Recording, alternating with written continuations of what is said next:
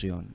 Y qué bueno que no sea pacífica, porque eso altera, ¿verdad?, de modo alguno el pensamiento jurisprudencial y hizo una solución meramente técnica. Yo quiero hacer una observación con otro tema en particular, y es la crítica que se ha estado generalizando sobre los fideicomisos.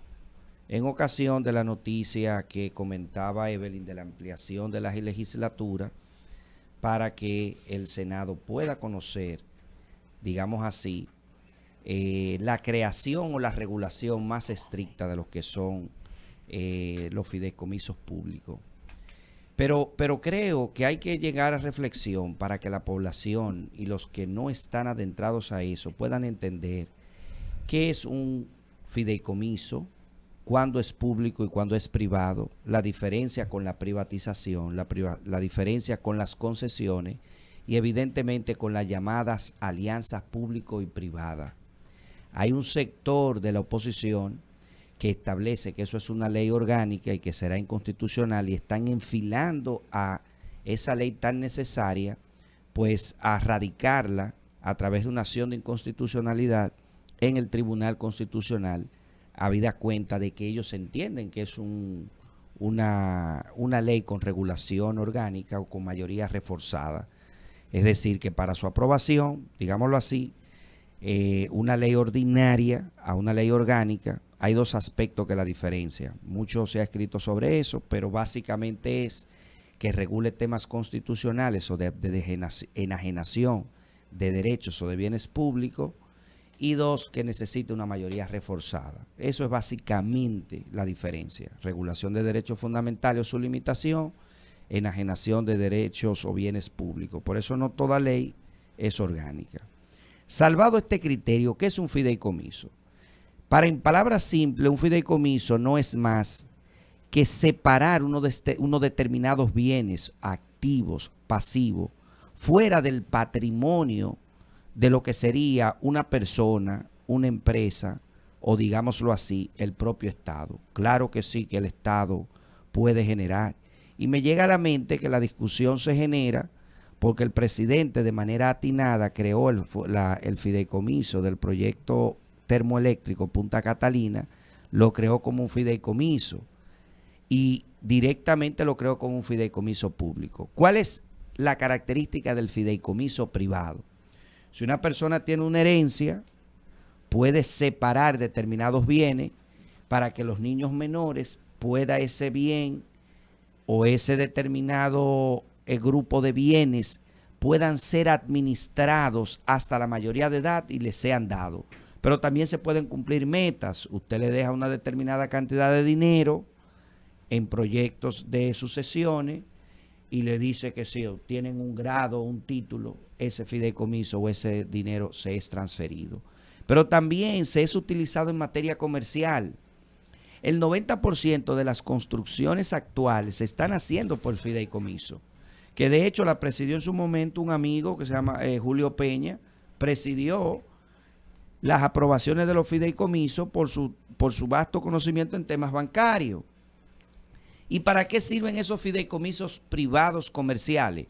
Para hacer construcciones fíjense que se ha reducido las ventas de proyectos en plano, de apartamentos en plano, que a mitad de la obra quedan sin terminar, porque se ha acudido al fideicomiso. ¿Qué hace?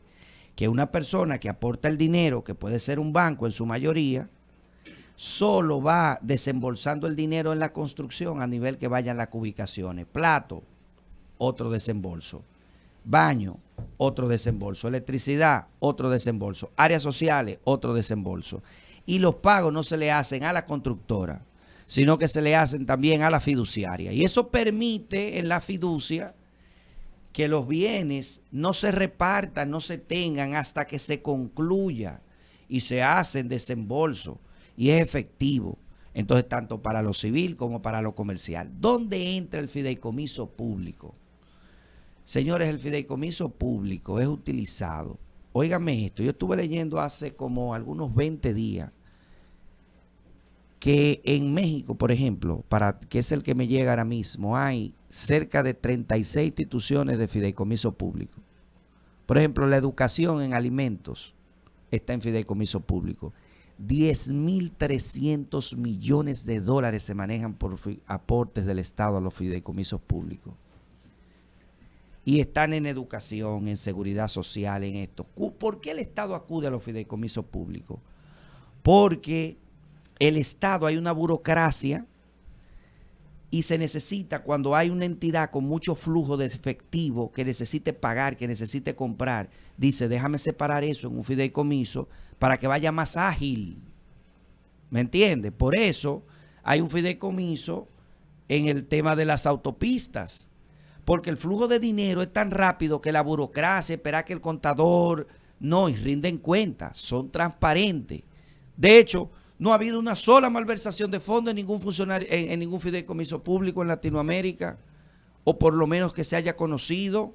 ¿Por qué? Porque ese bien no le pertenece a ningún funcionario, no le pertenece a la designación y se eligen por carácter técnico. Una hidroeléctrica la va a manejar una persona con un político, tiene que ser una persona técnica. Entonces, decir que los fideicomisos públicos es una forma de privatización, es faltarle el respeto a su rol de oposición de la oposición. Valga extremadamente la redundancia. Y es un ataque a lo que Luis Abinader, como presidente, ha querido sanear. ¿Y qué es un fideicomiso público? Es sacar de la administración del Estado, de las luchas internas, las rebatiñas internas del Estado, de la burocracia, unos determinados activos y convertirlo en una entidad propia, de administración propia, que simplemente rinda cuentas a la dependencia a la cual se somete. Si es un tema de mina, imaginemos las administraciones de minas de cal. Bueno, pues se hace un fideicomiso público con todas las minerías que tiene el Estado, que no la ha dado en concesión, y ese patrimonio va fluyendo y se compra las maquinarias y no está sujeto, aunque en el Consejo, ¿verdad?, el de fideicomisos públicos, en la ley, contrataciones pertenece, al igual que en la alianza público y privada, solamente tiene voz y voto en las cosas que le corresponden. Entonces eso hace más transparente. Ahora, ¿cuál es la diferencia con la privatización? ¿Sí la hay? Sí. La privatización, a diferencia del fideicomiso público, es que el fideicomiso público sigue siendo del Estado, no se enajenan los bienes. Todas la sede y todo eso debió de haberse dado en fideicomiso público. Los Corpotel, las acciones de la tabaquería. Todo eso debió de haberse creado y dejado siendo patrimonio del Estado y rindiendo los beneficios. La privatización implica una enajenación y una venta al sector privado, donde sí hubo una despilfarro porque se vendieron a precio de vaca muerta y no se hizo licitación internacional ni pública. Y ahí hubo un grueso de gente que accidentalmente se enriqueció. Chocaron. Y se creó una nueva clase social que compitió con la nueva clase tradicional, que compraron todas las instituciones públicas del Estado. Y entonces luego ahí se deriva lo que se llama la capitalización. Después que usted privatiza, el Estado no tiene los fondos para invertir, entonces el sector privado inyecta dinero en esa empresa que ya privatizó y el Estado reduce su participación y ya no puede decidir nada. Valga la redundancia, refinería. Eso es privatizar. Ahora, ¿qué es una concesión? La concesión, el Estado no cede, digamos, la propiedad de la cosa, pero permite su explotación minera. Eso vamos a hacerlo académicamente con la Barrigol. El Estado sigue siendo dueño de esas montañas, nosotros el Estado. Pero le permitimos que exploten de manera privada, pagando una tasa determinada, esa función. No pertenecemos a los beneficios. Fíjense que nosotros cobramos, si mal no recuerdo, y eso lo renegoció Luis Abinader. Lo que pasa es, que los funcionarios quizás tienen miedo, son reservados, no aportan los logros que Luis Abinader hace, ¿verdad? Porque una gota de pintura blanca en una lata de pintura negra no hace nada. Pero una gotita de pintura negra en una pintura blanca, en una lata de pintura blanca la convierte gris. Las cosas negativas se resaltan más. Y es bueno ser crítico para las cosas negativas, pero también tenemos que decir que Luis Abinader renegoció, adelantó los montos en la plena crisis de la pandemia y renegoció las ganancias porque estábamos recibiendo 0 céntimos por cada dólar. Y había una ganancia de un 1% ante un 99%. Y él renegoció y dijo, pero el oro es de nosotros. Tú lo que tienes es una concesión de explotación. Y tenemos oro para 500 años todavía. Cuando nos llevemos Loma de Miranda, que hay que llevársela y dejar de eso del patriotismo. Perdón. No, eso es una... Pero yo digo para la generación futura, no la explotemos ahora. No, tú dijiste que no, pero es verdad.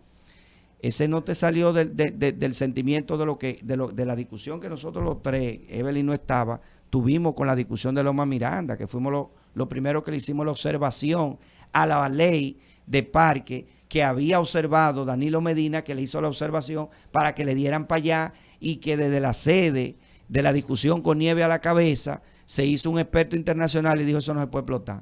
Ahora no. ¿Me entiendes? Porque ahí nacen las afluencias, ¿verdad?, del ciclo de las aguas subterráneas, el alimento de los principales ríos que alimentan a toda la zona del Cibao. No había forma de cómo depredarlo. Hay una forma, pero lo vamos a hacer más adelante. Ahora bien, los fideicomisos públicos, cerrado el debate, ¿es orgánico o no? No, porque lo que hace es que regula la administración independiente de esos bienes.